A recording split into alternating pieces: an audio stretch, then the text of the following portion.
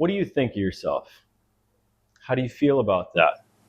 Who do you think you are? How does that make you feel? These are things that we may have heard in the past. And they're questioning the right thing. But I don't think that we internally know or understand what these questions are really asking us. Who are we? Now, if your accomplishments exceed your self-image,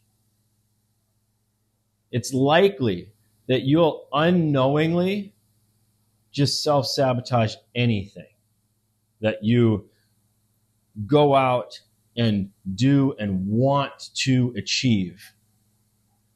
So, when you actually go and do something and somebody says, "Who do you think you are?" You might think that it's a jab, and it might be. But that's their perception. That's their thing. But a perspective shift that I would honestly like you to have is when you hear this, just think to yourself, who am I? Maybe I can shift my perspective and remind myself of who I am and what my self-image is. And maybe you need to reset that.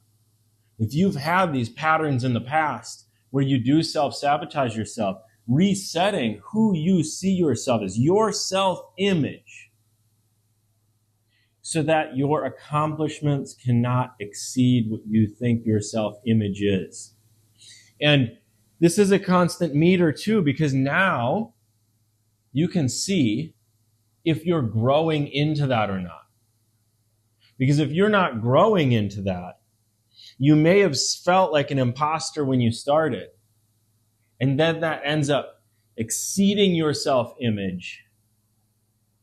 And then you have the downslide on the back end because those unconscious patterns start to happen, and those are the actions that you take.